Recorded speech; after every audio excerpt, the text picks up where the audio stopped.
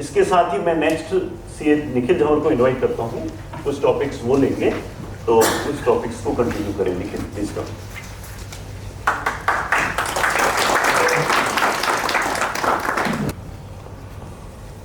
Very good morning. I think 2.5 साल या 3 साल के बाद face to face 1-on-1 seminar हो रहा है। इससे पहले वेबिनार हुए कोविड पीरियड के, तो it's a very special seminar I think so for everyone. And जो आज के जो टॉपिक्स हैं वो भी बहुत इंटरेस्टिंग है। So I will be covering GST changes जो अभी सर्विस सेक्टर के अंदर आए हैं, उसके बारे में हम आज बात करेंगे। तो पहले बात करते हैं गुड्स ट्रांसपोर्ट एजेंसी की, जीटीए सर्विसेज की। जीटीए एक ऐसा सेक्टर है जो नॉट ओनली जीटीए प्रोवाइडर जो सर्विस प्रोवाइड कर रहा है, बट जो रिसिपिएंट है उसके लिए भी उसका इम्पैक्ट उतना ही रिलेवेंट है, क्योंकि आरसीएम की कई लाइबिलिटी आती है। और जितनी भी इंडस्ट्रीज हैं, मैन्युफैक्चरिंग इंडस्ट्रीज हैं, transportation is an integral part of any business. So not only from the perspective of S A GTA service provider, also from the perspective of as a recipient, we should understand what all changes which have happened recently. तो पहली बात करें तो एक जो GTA services है, transportation of goods by road, जो हमारा रेट नोटिफिकेशन था 11/2017, उसमें 2 एचएसएन एंट्रीज होती थी, 9965 एंड 9967। दोनों एंट्रीज में जीटीए सर्विसेज का जो ट्रांजैक्शन है वो पैरेलली कवर होता था।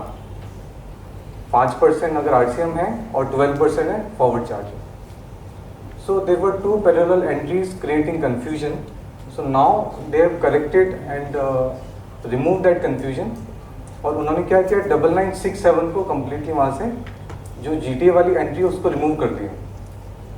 और वहाँ पे ये भी एक्सप्लेनेशन डाल दिया है कि जो जीटीए सर्विसेज है that will only be classifiable under 9965। तो जितने भी ट्रांजेक्शन्स हैं जीटीए के, जो अगर आप 9967 के अंदर उसको क्लासिफाई कर रहे थे, तो विद इफेक्ट फ्रॉम 18 जुलाई 2022 वो वहाँ से हट चुका है।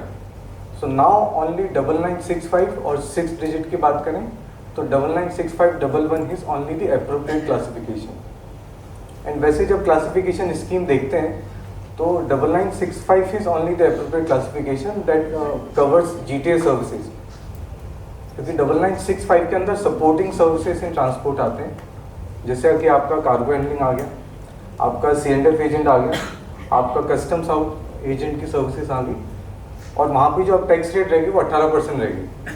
So that needs to be taken care. तो जो भी अकाउंटिंग सॉफ्टवेयर में, बिलिंग सॉफ्टवेयर में चेंज करना है, और GSTR 1 में जो रिपोर्टिंग करनी है HSN की, that has to be aligned with the appropriate entry 9965।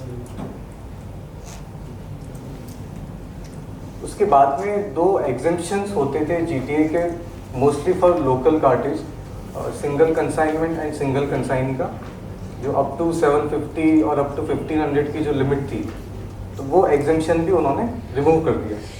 So now I need not check what is my freight amount. From ₹1 I have to apply either RCM या फिर फॉरवर्ड चार्ज में उस पर जो tax लगेगा वो लगेगा। तो वो एक तरह से एग्जेम्पशन खत्म हो गया। और जो प्रिवेलिंग एग्जेम्पशन जो चल रहे हैं वो चल ही रहे हैं। I have just listed down for the reference, I am not discussing them. अब आते हैं उसके बाद एक बहुत ही इंपॉर्टेंट चेंज आया है, जो फॉरवर्ड चार्ज का ऑप्शन है। अभी तक 12% की रेट होती थी विद आईटीसी। अब मान लीजिए कोई जीटीए सर्विस प्रोवाइडर है और उसके पास कोई खुद के व्हीकल्स नहीं, कोई ओन व्हीकल्स नहीं होते, वो मार्केट व्हीकल्स पे डिपेंडेंट, तो he is hiring those vehicles और he may be availing the transportation services from the truck owner हो गए, ट्रक ऑपरेटर हो गए, राइट। वो सर्विस भी एग्जाम्प्ट है।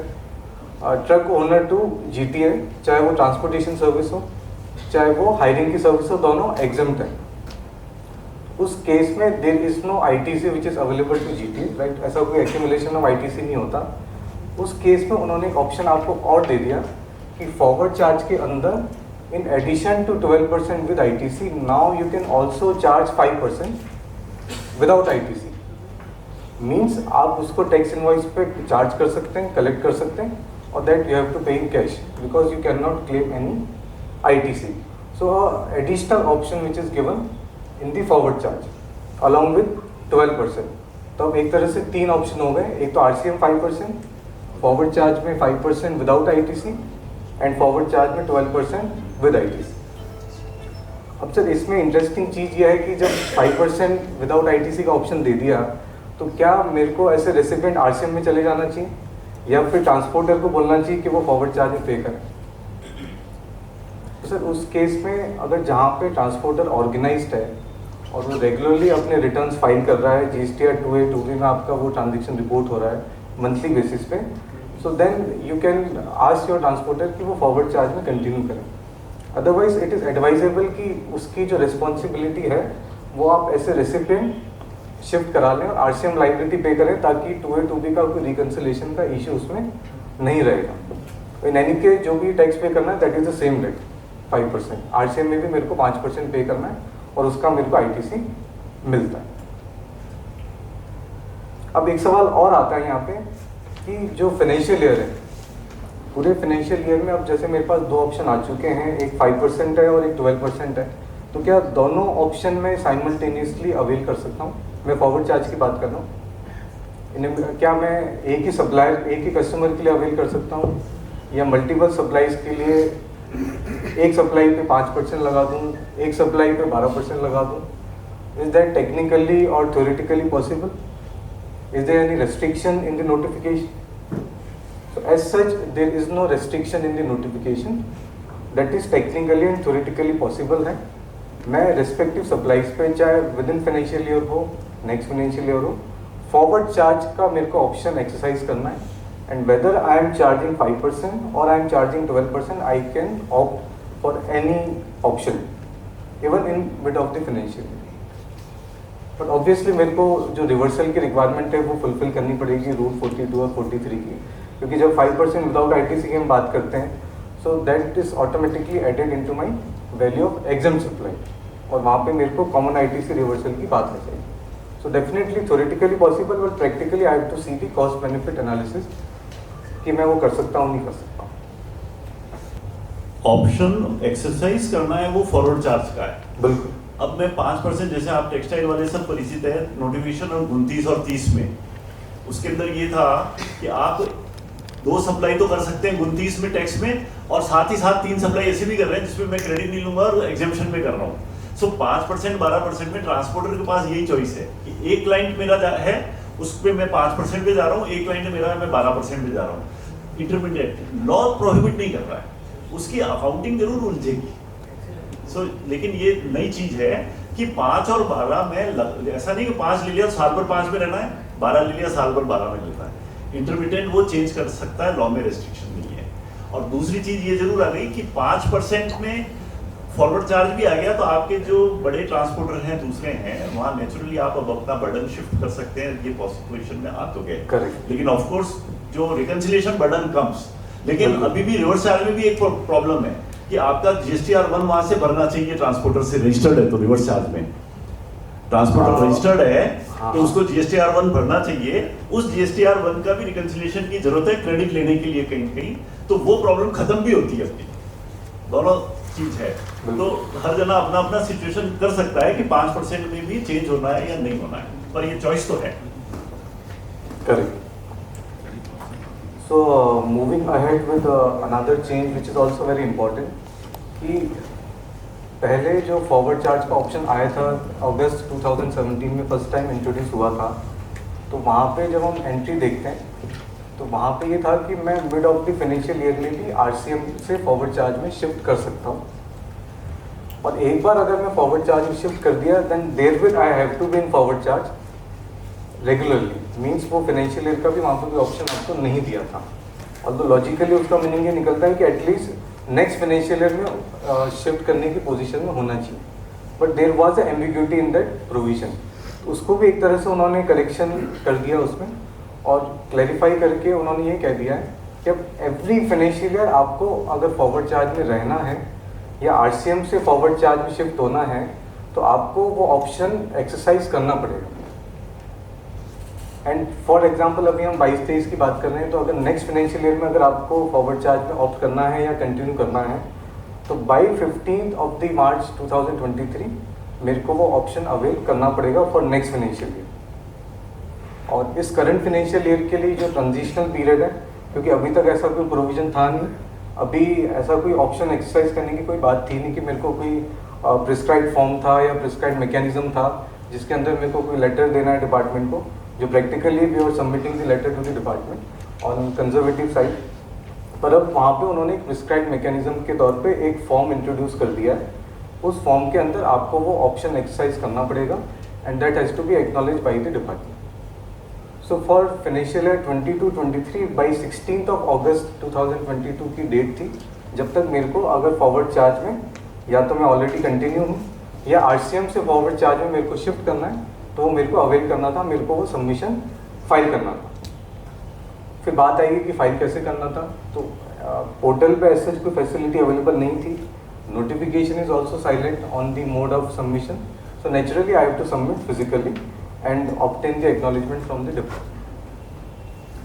नाउ इफ अगर मैंने किसी कारण से 16 ऑफ अगस्त की जो डेट थी वो मिस कर दी, वो मैं सबमिट नहीं करा पाया, तो अब उसका क्या कॉन्सिक्वेंस होगा। तो जब हम नोटिफिकेशन देखते हैं तो इट गिव्स ए मीनिंग कि आरसीएम का जो ऑप्शन है, जो आरसीएम की लाइबिलिटी, दैट इज डिफॉल्ट। अगर मेरे को फॉरवर्ड चार्ज में जाना है तो उसके लिए ऑप्शन एक्सरसाइज करना पड़ेगा। So if I am not exercising any option, then by automatically by default I am in RCM, means liability shifted to recipient. So recipient has to pay under RCM. So now it is pertinent for all the recipients, for the customers and industries also, कि जितने भी आपके transporters हैं उन्होंने क्या वो declaration file किया है, अगर वो ऑलरेडी फॉरवर्ड चार्ज में थे और कंटिन्यू कर रहे हैं with in time by 16 of अगस्त, तो वो एक इम्पॉर्टेंट चीज़ आ जाती है। अदरवाइज लाइबिलिटी आप पे शिफ्ट हो जाएगी एज ए रिसिपिएंट। अब उसमें एक एम्बिग्यूटी रहती है, कॉन्सिक्वेंस रहता है कि आज अगर मैंने टाइम पे फाइल नहीं किया तो क्या होगा, तो ऑटोमेटिकली आपका एक तरह से ऑप्शन खत्म हो गया, मेरे को आरसीएम में आना पड़ेगा। बट येस, अगर ऑलरेडी जो ट्रांसपोर्टर है फॉर फाइनेंशियल ईयर 2022, इस करंट फाइनेंशियल ईयर की हम बात करें, क्योंकि ऑलरेडी अगर मैं फॉरवर्ड चार्ज में चल रहा था as per the existing mechanism, जब मेरा कोई भी प्रोविजन नहीं था लॉ में कि मेरे को हर फाइनेंशियल ईयर में कोई ऑप्शन एक्सरसाइज करना है, और आगे भी मैंने कंटिन्यू कर लिया, लाइक क्योंकि 16 अगस्त ऑलरेडी निकल चुकी है। आपने देखा होगा ट्रांसपोर्टर अगर जो ऑलरेडी फॉरवर्ड चार्ज में थे कि वो टैक्स चार्ज कर रहे हैं नहीं कर रहे हैं, और अगर उन्होंने किसी कारण से डिक्लेरेशन फाइल नहीं किया, तो क्या हम कह सकते हैं कि it might be treated as a procedural lapse once, even if I am filing now delayed declaration. So क्या हम कह सकते हैं, तो एक वो ऑप्शन या एक वो पॉसिबिलिटी एक्सप्लोर करी जा सकती है, but that is possible only in case of जहाँ पे ऑलरेडी आपका फॉरवर्ड चार्ज में चल रहा था। आरसीएम में चल रहा था तो वो तो अगर डिक्लेरेशन फाइल नहीं किया तो आपका खत्म हो गया, अब आरसीएम लाइबिलिटी में रहना पड़ेगा। So now that exercise is to be taken care for the industry and for the customers also. Like to add something on the procedural level.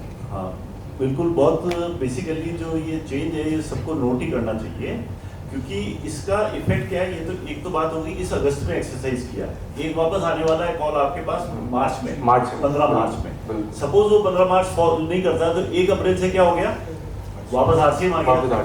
सो वो इनवॉइस पे भले फॉरवर्ड चार्ज में टैक्स लगा रहा है, आप उसको टैक्स पे भी कर रहे हैं, लेकिन there is a scope for litigation आपके अगेंस्ट में कि आपका आरसीएम तो आप दो, क्योंकि उसने तो गलत टैक्स लिया। तो ये एक बर्डन आ गया इंडस्ट्री पे। पहली चीज तो ये कि उसकी कंप्लायंस करी नहीं करी और उसकी मैं डिक्लेरेशन लूं, दैट इज इंपॉर्टेंट, क्योंकि आसानी से ले नहीं पाओगे ट्रांसपोर्टर से इस तरह की डिक्लेरेशन हो रहा है। दूसरी चीज ये कि जो निखिल जी कह रहे हैं कि 15 अगस्त को ऑलरेडी फॉरवर्ड चार्ज वालों ने जो है नहीं दिया, तो that is of course yes, in my opinion litigation तो ऑफ कोर्स डिपार्टमेंट का राइट है तो कर ही सकता है, लेकिन वो यूं मानो प्रोसीजरल भी है। नंबर 2, उसको जब भी फॉरवर्ड चार्ज में आया तो कहीं डिक्लेरेशन दी हुई भी है, तो उसको भी यूज कर सकते हैं। उसको यूज करते हुए आज भी उससे दिलवा सकते हो कि साहब मेरी वो डिक्लेरेशन कंटिन्यू कर रही है, तो वो 15 अगस्त से पहले, तो क्योंकि 15 अगस्त की डेडलाइन तो बहुतों ने मिस की है फॉरवर्ड चार्ज वालों ने, अभी पता ही नहीं लग रहा है ट्रांसपोर्टर को कि ये डिक्लेरेशन भी देने की जरूरत है। तो अपने अपने ट्रांसपोर्टर को एजुकेट भी करना पड़ेगा, वो डिक्लेरेशन आपके पास कॉपी भी रखनी पड़ेगी, तभी अपन आरसीएम की लाइबिलिटी से बचते हैं। मतलब ब्रदर डिपार्टमेंट वालों को नहीं मालूम, जब वो सबमिट कराने गए कि ये किस तरह का डिक्लेरेशन आप दे रहे हैं। तो पर डिपार्टमेंट वाले को तो मालूम करने के लिए 5 साल मिल रहे हैं अपने को तो अभी करना पड़ेगा ना प्रॉब्लम ये है, ठीक है। तो मतलब ये इम्पोर्टेंट चीज to be noted for compliance है कि वरना इसके कारण इंडस्ट्री पे बहुत कुछ लिटिगेशन आने वाला है, क्योंकि फॉरवर्ड चार्ज में तो बहुत आ जाएंगे ट्रांसपोर्टर आपको बिल्कुल, और 5% वालों को भी फॉरवर्ड चार्ज में ले जाएंगे, तब ये इशू आने वाला है। उसके अलावा एक दो और चीज़ें जो चेंज आई हैं, और अगेन वो भी एक तरह से बर्डन की तरह है, कंप्लाइंस बर्डन की तरह है, कि जहाँ पे अगर मैं फॉरवर्ड चार्ज मैंने ऑप्ट किया है तो that GTA service provider has to mandatorily provide a declaration on its tax invoice कि मैं ये फॉरवर्ड चार्ज में मैंने ये फैसिलिटी जो ऑप्शन अवेल कर रखा है, और जो भी फिनिश है वो मैंडेटरी डिक्लेरेशन का फॉर्मेट भी उसमें प्रिस्क्राइब है। सो नाउ अगेन इंडस्ट्री के लिए कि आपका जो भी टैक्स इनवॉइस आ रहा है क्या उसमें वो प्रॉपर डिक्लेरेशन के साथ आ रहा है नहीं आ रहा है, so that also needs to be taken care. और ये डिक्लेरेशन हर साल चेंज होगा क्योंकि it is also mentioning the financial year, तो फ्रॉम नेक्स्ट फाइनेंशियल ईयर मेरे को फाइनेंशियल ईयर चेंज करना पड़ेगा। और इंटरेस्टिंगली ये डिक्लेरेशन आरसीएम नोटिफिकेशन के अंदर, जो आरसीएम नोटिफिकेशन में जहाँ रेसिडेंट पे लाइबिलिटी आती है वहाँ पे उन्होंने ऐसे एक्सेप्शन के तौर पे उसको डाला है कि जहाँ पे आपके ट्रांसपोर्टर ने अगर फॉरवर्ड चार्ज ऑप्ट किया है और वो अगर टैक्स इनवॉइस में डिक्लेरेशन दे रहा है then your liability is not there under RCM. So again वो एक तरह से लाइबिलिटी आपकी शिफ्ट हो गई है कि ये डिक्लेरेशन आ रहा है नहीं आ रहा वो भी हम चेक किया जाए। उसके बाद में एक डिक्लेरेशन और है for E invoice. E invoice की जो थ्रेशोल्ड लिमिट है एग्रीगेट टर्नओवर की 1 अप्रैल 22 से 20 करोड़ है, अभी आने वाले 1 अक्टूबर से 10 करोड़ है। तो अगर वो एग्रीगेट टर्नओवर की थ्रेशोल्ड लिमिट क्रॉस हो जाती है, पर because of exemption given to some industries like GTA हो गए, आपका एसईजेड यूनिट हो गया, बैंकिंग एंड फाइनेंशियल इंस्टीट्यूशन हो गए, इंश्योरेंस कंपनीज होगी, तो वहाँ पे भी आपको ये डिक्लेरेशन देना है कि मेरा जो एग्रीगेट टर्नओवर है वो तो थ्रेशोल्ड क्राइटेरिया से एक्सीड करता है, be 20 crore, be 10 crore from 1 October, but I am exempted from e invoicing because of that particular notification. उसका भी एक मेरे को टैक्स इनवॉइस पर डिक्लेरेशन देना है। So that is also important amendment. So that needs to be taken. बहुत सारी इंडस्ट्रीज में जो ट्रांसपोर्टर्स के जो सिस्टम्स होते हैं, जो इन्वॉइसिंग होती है, मेरे हिसाब से इंडस्ट्रीज खुद ही अपना जो इन्वॉइसिंग सॉफ्टवेयर है उसमें पंचिंग होती है, सो वो सॉफ्टवेयर में अपडेशन की नीड है। 2 डिक्लेरेशन की हम बात करें, फॉरवर्ड चार्ज का और ई इन्वॉइसिंग का। क्योंकि ई इन्वॉइसिंग की डिक्लेरेशन नहीं देगा तो इम्प्लीकेशन क्या है? तो वो इम्प्लीकेशन आरसीएम की लाइबिलिटी आ सकती है उसमें, आरसीएम क्योंकि आरसीएम की नोटिफिकेशन में वो दे दिया उन्होंने। Although again it's a procedural aspect. Invoice वाली जो डिक्लेरेशन है रूल 46 के अंदर, हाँ सर, इनवॉइस वाली 46 जो पर्टिकुलर्स के अंदर है टैक्स इनवॉइस के, तो अगर हाँ। वो नहीं देता है तो क्या आईटीसी पे क्वेश्चन आ सकता है? वो भी इस तरह से it's a mandatory declaration, yes it's a mandatory declaration, but again I think it's more of A procedural aspect. Procedural से इसको कंटेस्ट किया जा सकता है। क्योंकि इट्स नॉट दैट प्रोमिनेंट कि भाई प्लेस ऑफ सप्लाई नहीं है, जीएसटी नहीं है, जीएसटी नंबर नहीं। इसके साथ में before wrapping up the GTA issues I will just touch upon there are still some open issues in GTA industry जो अभी भी I think there is a need की रिप्रेजेंटेशन जाना चाहिए। जैसे मैंने एग्जांपल दिया था जीटीए का, तो 2 तरीके से जीटीए सर्विसेज प्रोवाइड होती है। एक तो अगर जीटीए के पास में खुद के ओन व्हीकल्स हैं तो वहाँ पे तो वो अगर व्हीकल्स उन्होंने परचेज किए हैं या जो भी रिपेयर मेंटेनेंस की आईटीसी वो क्लेम कर लेते हैं और आगे फॉरवर्ड चार्ज में 12% विद आईटीसी का बिल रेज कर देते हैं। पर जहाँ पे वो जीटीए प्रोवाइडर जो मार्केट व्हीकल्स पे डिपेंडेंट हैं और वो सर्विस अवेल कर रहे हैं ट्रक ओनर या ट्रक ऑपरेटर से, तो चाहे वो ट्रांसपोर्टेशन सर्विस अवेल कर रहे हैं, चाहे वो हायरिंग की सर्विस अवेल कर रहे हो, दैट इज एग्जेम्प्ट। तब अगर ट्रक ओनर और ट्रक ऑपरेटर ने जो भी रिपेयर मेंटेनेंस के अगर बिल्स पे जीएसटी पे किया है या उसने कोई ट्रक्स या व्हीकल्स परचेज किए उस पर जीएसटी पे किया, that he can not claim the ITC.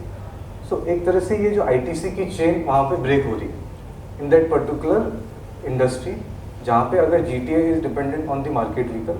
I think strong representation should be send through the association level also so that it can also be rectified. This is the only open issue which I believe is there in GTA. So this is the competitive something. So now we'll talk about a very important amendment which is impacting I think every industry and mostly even SME sector. जितने भी tyre 2, tyre 3 cities में ऐसे काफ़ी सारे offices हैं जो residential unit के अंदर चल रहे हैं, ऑपरेट हो रहे हैं.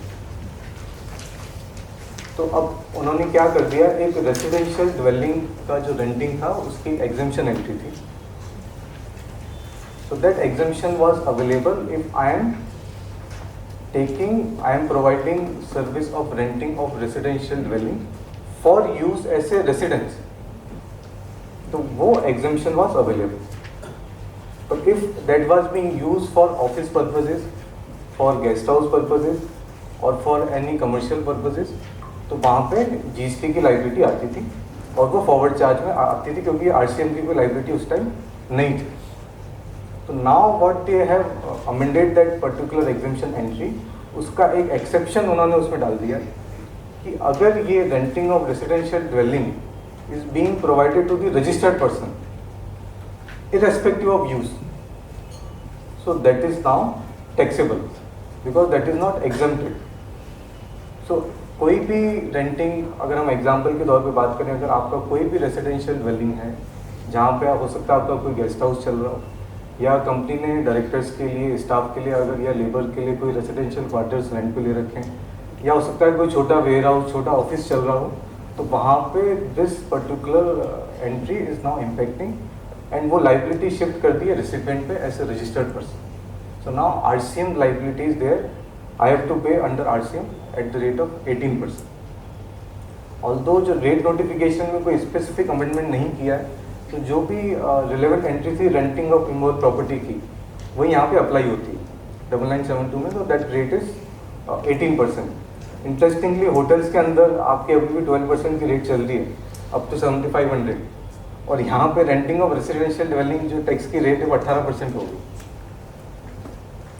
तो अभी हम इसके सिनेरियोज पे डिस्कस करेंगे, तो क्या मल्टीपल सिनेरियोज इसमें बन रहे हैं. उससे पहले एक बात टच कर लेते हैं ITC की, क्योंकि जो मेजर इशू आने वाला ITC का कि RCM तो मैंने टैक्स पे कर दिया, ना what about input tax credit. तो जहाँ पे अगर मेरा जो भी रेसिडेंशियल ड्वेलिंग है, ऑफिस यूज़ है, गेस्ट हाउस यूज़ है, कमर्शियल यूज़ है, तो वहाँ तो मेरे ख्याल से there is no ambiguity, ITC is available, right.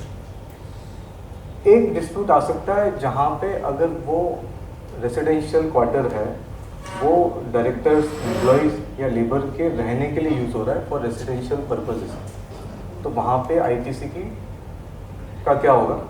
तो पहली चीज़ as per section 16 definitely it is in the course of business. अगर कंपनी अगर अपने डायरेक्टर्स के लिए या स्टाफ के लिए कोई रेसिडेंशियल क्वार्टर रेंट पे लेती है तो it's a business expense for the company. It may be in the form of perquisiting, it may be in the form of reimbursement, right. But एक 17(5)G के अंदर एक एंट्री है विच सेज गुड्स और services used for personal consumption. इस entry के कारण there could be a area of dispute in ITC on this particular transaction, कि जहाँ पे अगर एम्प्लॉयज़ या लेबर या डायरेक्टर्स यूज़ कर रहे हैं. Although in our opinion it is still a business expense and it is in the course of business we are giving that facility to the employees and directors. तो ITC should be available, but from the department side we can expect a litigation on this issue until there is any clarification which is coming up on this aspect. So now coming to the multiple scenarios, right? तो एक important aspect है कि renting of residential dwelling की बात करें तो residential dwelling कहीं defined नहीं है, लॉ के अंदर कहीं डिफाइंड नहीं. तो कॉमन पार्लेंस में हम बात करते हैं तो इसे it is a place for living, कि जहाँ पे I am percepting it as a place जहाँ I am taking it for the purposes of residence, right. So that is a residential dwelling. तो there could be multiple factors to decide कि ये residential dwelling है या नहीं है. One of the major factor could be कि उसकी जो रेसिडेंशियल ड्वेलिंग का जो भी डेवलपमेंट अथॉरिटी का जो प्लान है, उसका स्कीम है, उसकी जो रजिस्ट्री है वो रेसिडेंशियल के अंदर हो रखी है या कमर्शियल के अंदर हो रखी है. That could be one of the factor. अब जो RCM एंट्री है which simply says renting of residential dwelling to registered person, it is not covering whether it is use for residential purposes और use for commercial purposes. तो चाहे वो unit आप office use के लिए भी कर रहे हैं तो भी उस पर RCM लाइबिलिटी आती है. जबकि ये पहले फॉरवर्ड चार्ज के अंदर था अप टू 17 जुलाई। तो अगर कोई आपके रजिस्टर्ड सप्लायर हैं जो फॉरवर्ड चार्ज में 18% उस पर टैक्स चार्ज कर रहे थे, so from 18 July now it is taxable under reverse. Although still कुछ एक्सपर्ट्स का जो ओपिनियन है वो there is a divided opinion on this particular issue कि रेसिडेंशियल ड्वेलिंग अगर मैं कमर्शियल यूज़ के लिए यूज़ कर रहा हूँ तो it is as good as a commercial dwelling. और देन आवर ओपिनियन बिकॉज जो अभी लैंग्वेज है नोटिफिकेशन की उसके हिसाब से RCM लाइबिलिटी इस पर आ जानी चाहिए। Similarly of guest house use हो गया, हॉस्टल यूज़ हो गया, वटेवर, तो वहाँ पे आपकी RCM की लाइबिलिटी आएगी। एक सिचुएशन हो सकती है अगर एम्प्लॉय ने या डायरेक्टर ने या कोई भी स्टाफ ने रेसिडेंशियल क्वार्टर रेंट पे लिया और जो रेंट एग्रीमेंट है वो एम्प्लॉय के साथ में है लैंडलॉर्ड का, and now that employ is claiming it as a reimbursement from the company, तो क्या वहाँ पे भी इस पर्टिकुलर एंट्री का कोई इम्पैक्ट आता है? तो वो एंट्री इससे कोई इम्पैक्ट होता नहीं क्योंकि दिट्स ए सेपरेट ट्रांजेक्शन और वो एक तरह से परक्यूजिट की नेचर का हो गया और एम्प्लॉयर एम्प्लॉय ट्रांजेक्शन के अंदर वो शेड्यूल 3 से बाहर हो गया, तो वहाँ पे कोई भी RCM की लाइबिलिटी नहीं आती। पर जहाँ पे अगर रेंटल एग्रीमेंट कंपनी के साथ है और एम्प्लॉय पे करके रिइंबर्समेंट ले रहा है तो वहाँ पे वो इम्पैक्ट आ जाएगा। तो टेनेंट कौन है दैट इज रिलेवेंट, ऑक्यूपायर कौन है वो उतना रिलेवेंट नहीं है टेनेंट वाला कि कॉन्ट्रैक्ट क्या कह रहा है, एग्रीमेंट क्या कह रहा है, दैट इज इम्पोर्टेंट। और जो पिछली बात थी इससे जस्ट पहले कि बहुत सारा कॉमन है ऐसी रेंटिंग कंपनीज की जहां रेजिडेंशियल ड्वेलिंग को हमने रेंट पे तो लिया है और उसमें गेस्ट हाउस चल रहा है या उसके अंदर में आपका ऑफिस चल रहा है या ऑफिस की तरह भी उसको यूज दिखाया हुआ है कंपनी में, तो ऐसे सब सिचुएशन में फॉरवर्ड चार्ज से रिवर्स चार्ज कन्वर्ट हो चुका है। इस एंगल से सारे रेंट एग्रीमेंट अपने देख लेने चाहिए ड्वेलिंग वाले कि कहाँ हम कमर्शियल यूज कर रहे हैं या कहाँ कमर्शियल यूज दिखाया हुआ है, तो वो फॉरवर्ड चार्ज चल रहा होगा तब भी रिवर्स चार्ज में लायबिलिटी आने वाली है। वहाँ मतलब ये डिस्क्रिप्शन नहीं रहेगा क्योंकि उसने टैक्स दे दिया इसलिए मेरे ऊपर टैक्स नहीं आएगा, वहाँ तो रिवर्स चार्ज ही applicable, that has to be scrutinised by every industry. उसके बाद में एक और सिनेरियो आता है कि अगर कोई प्रोप्राइटर फर्म है और इंडिविजुअल ने कोई रेसिडेंशियल ड्वेलिंग अपने प्राइवेट यूज़ के लिए, पर्सनल रेसिडेंस के लिए अगर रेंट पे लिया है तो क्या वो भी इस GST के दायरे में आता है? तो answer is no, because that is not is business use, वो उसका एक तरह से पर्सनल एक्सपेंस हो गया, तो वो GST के दायरे में नहीं आएगा। उस पर जो प्रेस रिलीज भी आई थी तो उनका भी इंटेंशन यही था कि it is only applicable to business entities, और रिसेंटली भी एक अभी ट्वीट आया था PIB का, उसमें भी उन्होंने इसको अगेन क्लैरिफाई किया है कि if individual is taking it house for private residence तो वहाँ पे कोई GST की लायबिलिटी नहीं आएगी। So what we need to see, अगर मैं उसको बिजनेस एक्सपेंस की तरह रिकॉर्ड कर रहा हूँ P&L में तो yes there is an impact. तो मूविंग फॉरवर्ड हम आगे बात करते हैं होटल एकोमोडेशन इंडस्ट्री में। As we all know up to 1000 per day of the value of supply तक एक एग्जेम्पशन होता था, वो भी उन्होंने वहाँ से रिमूव कर दिया। इट मीन्स अब डे 1 से ₹1 से अब इट इज़ टैक्सेबल। तो जहाँ पे भी अगर समवन इज क्लेमिंग कि मेरा value of supply is below 1000, तो जितने भी होटल्स हैं स्मॉल स्केल के, now they all are under the tax में, टैक्स के दायरे में आ चुके हैं। तो वहाँ पे एक इम्पॉर्टेंट एस्पेक्ट आ जाता है ट्रांजिशनल क्रेडिट का, कि जिस दिन 18 जुलाई को अमेंडमेंट आया है उस दिन अगर मेरे पास कोई भी इनपुट स्टॉक में था या फिर मैंने कोई पहले कैपिटल गुड्स परचेज कर रखे हैं तो उसका ट्रांजिशनल ITC मेरे को मिलता है। ITC 1 I have to file, और तो उसकी भी लास्ट डेट है वो 16 अगस्त थी, जो वैसे एक्सपायर हो चुकी है। But that is one aspect for credit point of view, so that because now after 17 जुलाई मेरे को 18 जुलाई के बाद मेरे को टैक्स पे करना है, कलेक्ट करना है। इसमें इम्पोर्टेंट जो इशू आता है वो आता है हॉस्टल्स पे। अभी तक क्या था, जो हॉस्टल्स रन हो रहे हैं दो तरीके से नॉर्मली होता है, या तो कुछ सिंपल घरों के अंदर चल रहे हैं या कोई रेसिडेंशियल क्वार्टर्स है उसके अंदर 1 रूम 2 रूम उन्होंने हॉस्टल के लिए दे रखा है, या फिर एक इंटीग्रेटेड पूरी फैसिलिटीज़ ही जहाँ हॉस्टल ही बना रखा है, और भी variety of facilities are there. Housekeeping हो गया, आपका गेमिंग जोन हो गया, फूडिंग हो गया, और मल्टीपल फैसिलिटीज़ कुछ भी थे। तो अभी तक क्योंकि नॉर्मल जितने भी हॉस्टल्स थे उनका जो रेंट होता था, जो भी टैरिफ होता था, वो 1000 के नीचे ही होता था पर डे, तो वो एक तरह से उस बेस पे they are not paying any tax exemption उसका क्लेम कर देते हैं। हॉस्टल्स के अंदर अप टू 1000 तक कोई एग्जेम्पशन टैक्स नहीं था, तो हॉस्टल्स के अंदर भी एक तरह से वहाँ पे टैक्स नहीं था। पर उसके अलावा एक चीज़ ये भी आती है कि hostel is actually different from hotel. जो हॉस्टल का पर्पस है, आज अगर कोई स्टूडेंट है वो अपने घर से कोई दूसरे शहर में जाता है तो हॉस्टल में रहने का उसका पर्पस है फॉर रेसिडेंस, राइट, कि मेरे पास कोई मकान होना चाहिए, मेरे पास कोई रहने के लिए जगह होनी चाहिए। So that is the basic purpose. Hotel is for temporary stay. जो सर्विस टैक्स की एजुकेशन गाइड आई थी उसमें भी एक उन्होंने क्लैरिफिकेशन दिया था कि hotels are for temporary stay, जबकि जो रेसिडेंशियल ड्वेलिंग है that is different from hotel. उसी तरीके से हम कह सकते हैं कि हॉस्टल्स को भी एक तरह से रेसिडेंशियल ड्वेलिंग के दायरे में दिया जा सकता है। तो जहाँ पे अगर हॉस्टल कोई रेसिडेंशियल ड्वेलिंग की तरह चल रहा है for purposes of use as a residence, तो वहाँ पे अभी भी वो जो एग्जेम्पशन है हमारा, जो अभी हमने डिस्कस किया, वो क्लेम किया जा सकता है। पर जहाँ पे अगर कोई इंटीग्रेटेड वे में कोई हॉस्टल की बिल्डिंग है, जो कोचिंग इंस्टीट्यूट्स हैं, कोई कंपनी से उन्होंने चला रखा है विद वेराइटी ऑफ फैसिलिटीज़, तो वहाँ पे definitely department will definitely invite litigation कि it is as good as a commercial unit और वहाँ पे आपको टैक्स देना चाहिए, क्योंकि now after this exemption entry being remove और 1000, तो वो आप एग्जेम्पशन आप क्लेम नहीं कर सकते। So that would have a major impact on the hostel industry from of this amendment, indirectly, not rather directly. एक कर्नाटका हाई कोर्ट का इसमें फेवरेबल जजमेंट भी है, I am just simply referring here, not discussing. उसमें भी उन्होंने ये reiterate किया है कि hostel could be treated as a residential dwelling for the purposes of residence, और वहाँ पे कोई टैक्स की लाइबिलिटी आती नहीं और रेंटिंग ऑफ रेसिडेंशियल डेवलिंग के अंदर वो एग्जेम्पशन कवर हो जाना चाहिए।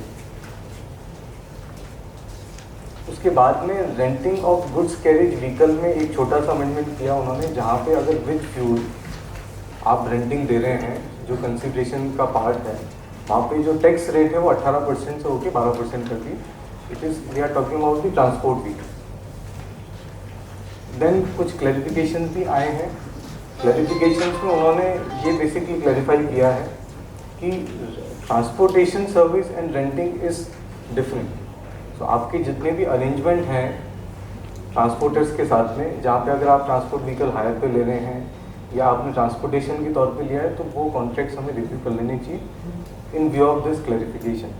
कि फॉर एग्जांपल अगर आपने कोई बस लगा रखी है कंपनी में फॉर एम्प्लॉय ट्रांसपोर्टेशन, तो दो तरीके से ट्रांजेक्शन हो सकता है कि या तो मैंने उसको हायर पे ले लिया बस को, नाउ दैट बस is available for me for my disposal.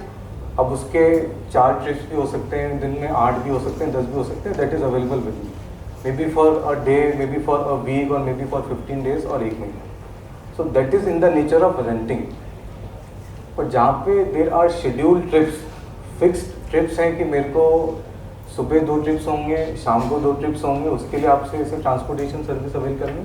So that is in the nature of transportation service. तो जहाँ ही रेंटिंग की बात आ जाती है, वहाँ पे फिर we need to take care of the RCM liability, कि जो RCM का एंट्री है उसके अंदर तो कोई वो दायरे में जाता तो नहीं। So that needs to be seen. इसी के साथ में वर्क्स कॉन्ट्रैक्ट सर्विसेज के अंदर जो गवर्नमेंट कॉन्ट्रैक्ट्स थे, अदर देन कॉमर्स यूज़ के थे, रेलवेज के थे, मेट्रोज के थे, हाउसिंग फॉर, मतलब जितनी भी कंसेशन रेट की एंट्रीज थी जो 12% में थी, वो सारी 18% में हो गई। So now there is no entry in works contract service which is of 12%। So now everything converted into 18%। 1 जनवरी 22 को उन्होंने पहले जो गवर्नमेंट एंटिटी और गवर्नमेंट अथॉरिटी के साथ जो आपके कॉन्ट्रैक्ट हैं उसको उन्होंने चेंज कर दिया था 12 से 18, और अभी अब जो गवर्नमेंट है, लोकल अथॉरिटी है, उसमें भी चेंज आ गया। तो now everything is taxable under 18%। तो जितने भी अमेंडमेंट्स आए इसमें टाइम ऑफ सप्लाई वाला एस्पेक्ट भी इंपॉर्टेंट हो जाता है। जो भी हमारा ट्रांजिशनल का एक सेपरेट रूल है, जो सेक्शन है, उसके हिसाब से वी नीड टू सी कि हमारी लाइबिलिटी कब आ गई, चाहे वो रेंटिंग की है, होटल की है, हॉस्टल की है, चाहे वर्क्स कॉन्ट्रैक्ट सर्विसेज की। तो I am not discussing about other aspects. If time permits I can touch upon the pre package commodity और we can take later on.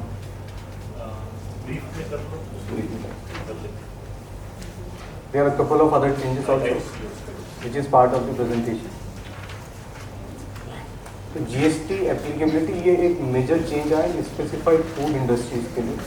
Mostly जितने भी आपके बेसिक नेसेसिटीज़ के आइटम्स होते हैं, आपका दाल हो गया, फ्लोर हो गया, आटा हो गया, चना हो गया, वट एवर जो बेसिक नेसेसिटीज़ वाले आइटम्स हैं, अभी तक उसमें टैक्सेबिलिटी ये थी कि branded and pack in a unit container, वहाँ पे 5% का जीएसटी आता था मोस्टली आइटम्स पर।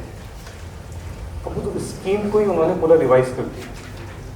अब उन्होंने क्या कह दिया है, any pre package and labelled commodity, और उसको अलाइन कर दिया है लीगल मेट्रोलॉजी लॉ से।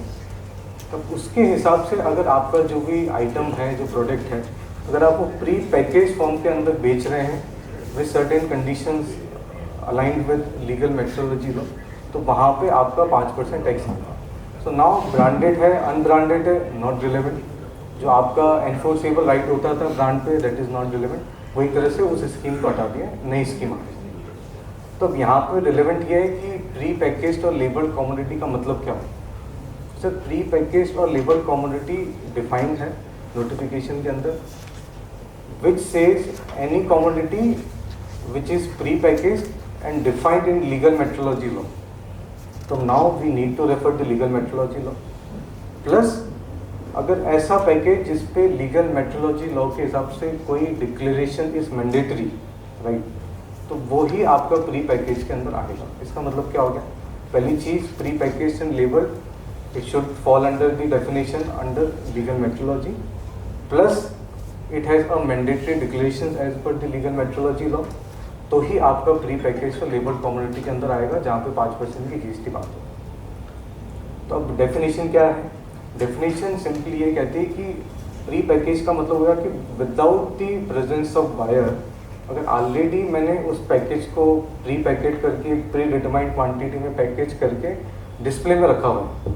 सपोज एग्जांपल लेते हैं, डी मार्ट में आप जाते हैं या कोई भी स्टोर में जाते हैं, तो वहाँ पे कुछ डिस्प्ले में आपके पास प्री पैकेज फॉर्म में सामान होता है, 1 किलो का, 2 किलो का, 5 किलो का। वहीं वहाँ पे लूज फॉर्म के अंदर भी आपको वो सेम चीज़ मिलती है। तो जो प्री पैकेज वाले वो सारे आपके जीएसटी के दायरे में आ गए, और जो लूज फॉर्म के अंदर है, क्योंकि वो आपकी प्रेजेंस में उसकी पैकिंग होगी, you will decide the quantity, मेरे को कितना लेना है, हो सकता है मेरे को आधा किलो लेना है, 1 किलो लेना है, so that is still be outside the purview of GST. Plus दूसरी कंडीशन क्या है, डिक्लेरेशन। तो डिक्लेरेशन की बात करते हैं तो लीगल मेट्रोलॉजी लॉ में अगर होलसेल पैकेज की बात करें तो होलसेल पैकेज में वैसे तो declaration is mandatory on all packages, और रिटेल पैकेजेस की बात करते हैं तो रिटेल पैकेजेस में एक एग्जम्पशन दे रखा है, any package which is more than having a weight और क्वांटिटी ऑफ 25 kg और 25 लीटर, एग्रीकल्चर प्रोड्यूस के अंदर वो क्वांटिटी 50 kg है, तो वहाँ पे कोई डिक्लेरेशन की रिक्वायरमेंट नहीं है। तो इसका मतलब ये हो गया, any package up to 25 kg 25 litre, उस पर डिक्लेरेशन की रिक्वायरमेंट है, सो वहीं पे आपका टैक्स है। तो अगर कोई भी पैकेज जो मोर देन 25 kg में अगर मार्केट में बिक रहा है तो वो भी आपके टैक्स के दायरे से बाहर है। तो अगर नोटिफिकेशन की लैंग्वेज पढ़ते हैं तो होलसेल पैकेज पे तो पूरे पे टैक्स आ गया, पर जो एक FAQ आया था डिटेल में 17 जुलाई को, और जो प्रेस रिलीज आई थी उसको साथ में पढ़ते हैं तो कहीं ना कहीं देयर इज अ कॉन्ट्राडिक्शन। पर जो गवर्नमेंट का इंटेंशन है वो ये है कि होलसेल पैकेज को भी एक तरह से उन्होंने उसी क्राइटेरिया में डाल दिया है, up to 25 kg up to 25 litre it is taxable. Plus अगर होलसेल पैकेज के अंदर कोई रिटेल पैक्स है, क्या होता है कि होलसेल पैकेज आपका 25 किलो का है, उसके अंदर 1-1 किलो के रिटेल पैक्स ऑलरेडी हैं, तो वो भी टैक्स के दायरे में आ गया। So wholesale package up to 25 kg 25 litre taxable, wholesale package more than 25 kg but having retail packs inside, that is also taxable, क्योंकि रिटेल पैकेज पे declaration is mandatory, and retail packs up to 25 kg 25 litre is also taxable. तो मोटे तौर पे ये 3 situation है जहाँ पे टैक्स लग रहा है, बाकी पे there is no tax. We have already referred different situations in the presentation, so that's all from my side. Thank you very much for the patient listening and invite for over to you. Thank you, Nikhil.